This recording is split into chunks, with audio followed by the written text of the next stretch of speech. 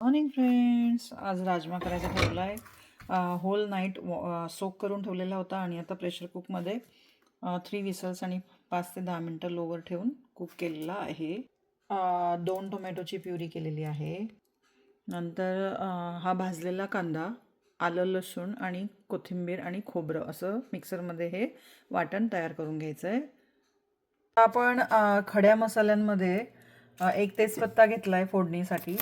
नंतर मसाला वेलची घेतलेली आहे आणि लवंग घेतले 4 क्लोव्ज म्हणजे, आणि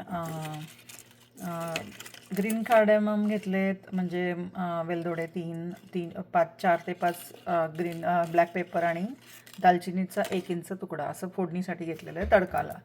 नंतर मसाल्यांमध्ये ड्राय मसाल्यांमध्ये रेड चिली पावडर घेतलं आहे. हा आपला बोंडेचा मसाला आहे, जो आईच्या गावाला मिळतो माझ्या भुसावळला. तर हा बोंडे मसाला आहे, गरम मसाला. नंतर हळद, धणे पावडर, जिरे पावडर आणि मीठ, सॉल्ट चवीप्रमाणे. सो असं हे आपले मसाले घेतलेले आहेत. चला आपण रेसिपीकडे जाऊया आता. आणि ऑलरेडी माझा हा जो दाखवलेला मिक्सरमध्ये मसाला वाटून झालेला आहे. आता आपण तेल गरम करत ठेवायला. तेल गरम झालेलं आहे. आपण आता हे खडे मसाले घालूया.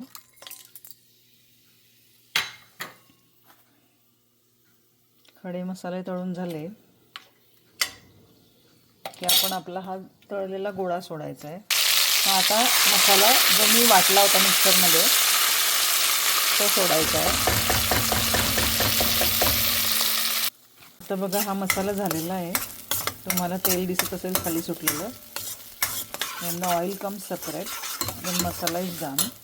अशा वेळेला तुम्ही तुमची टोमॅटोची प्युरी केलेली किंवा चॉप केलेला टोमॅटो किंवा क्रश केलेला टोमॅटो तुम्ही घालू शकता. आता या टोमॅटोतलं पाणी ड्राय होईपर्यंत आणि परत ऑइल सोडेपर्यंत हा मसाला फ्राय करायचा आहे. सेपरेट याच्यासाठी करावं लागतं, दोघी एकत्र पण करू शकता तुम्ही, पण याच्यासाठी करावं लागतं की मसाला आधी ड्राय झाला की तुमचं 50% वर्क होतं. आता टोमॅटो व्हायला वेळ लागणार नाही. थोडं सॉल्ट, मी पिंच सॉल्ट घातलेलं आहे जेणेकरून लवकर वॉटर ड्राय होऊन लवकर ऑइल सेपरेट व्हायला मदत होईल. मीडियम ते लो ते मीडियमच्या मध्ये गॅस ठेवायचा आहे आणि मधून स्टर करायचं आहे.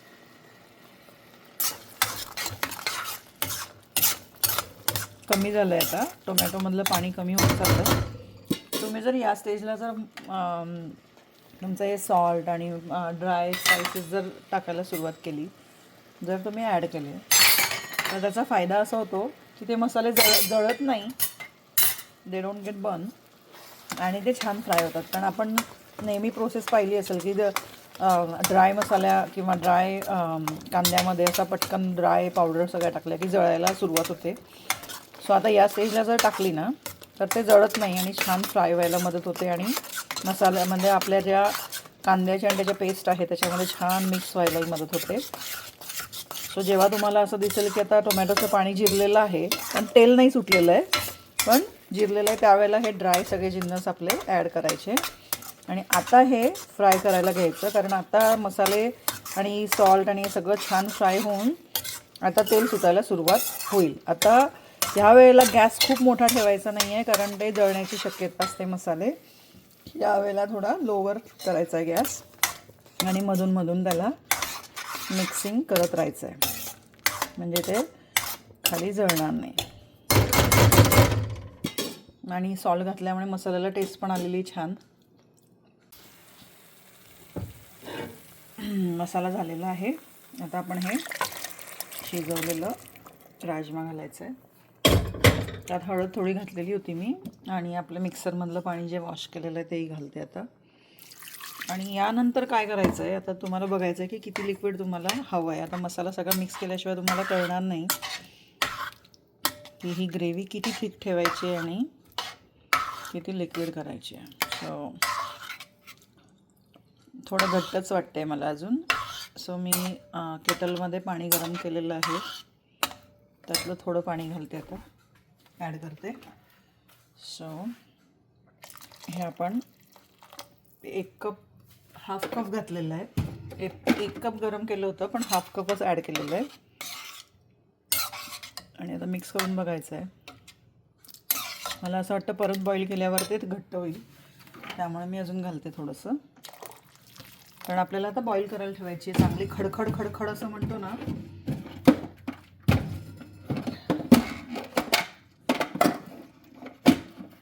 चांगली खडखड अशी उकडली पाहिजे आता ही ग्रेव्ही. त्यामुळे आता तिला मीडियमवर करून ठेवायची आणि चांगली खडखड उकडू द्यायची आहे. थोडी सिलेंट्रो आत्ता घालते आणि नंतर मग थोड्या वेळाने थोडी सर्विंगच्या वेळेला घालूया. आता तिला चांगली उकळी आली पाहिजे, चांगली खडखड उकळी 1-2-3 उकळ्या आल्या की आपली भाजी झालेली असेल. उकळायच्या प्रोसेसच्या आधी आमचूर पावडर घालते थोडी. सो 1 हाफ स्पून आमचूर पावडर घातलेली आहे. तुम्हाला जसं आंबटपणा आवडेल त्याप्रमाणे तुम्ही ॲड करायचं, कमी जास्त करायचं आहे क्वांटिटी. टोमॅटो असतो पण तरी आमचूर पावडर लागते, कारण टोमॅटोचा आजकाल आपल्याला हे सगळे हायब्रिड टोमॅटो असतात त्यामुळे एवढे आंबट नसतात ते. गावरानी टोमॅटो खूप आंबट असतात पण आता तसे मिळत नाही. ऑर्गॅनिक वगैरे मिळतात पण हे ऑर्गॅनिक नव्हते. सो म्हणून थोडीशी आमचूर पावडर घातली आहे. सो आता आमचूर पावडर म्हणजे ड्राय मँगो पावडर. सो आता ही बॉईल करायला ठेवायची आहे. ओके, हे असे बॉईल करायला बॉइलिंग यायला लागलं आहे भाजीला. आता एक 5 मिनटं मी बॉइलिंग येऊ देणार आणि गॅस ऑफ करणार आहे. इथे फ्रूट्स आंब्याचा रस कुठला आणि रवा कुठला होता? मिल्क शुगर किती पाहिजे? 2 चमचे.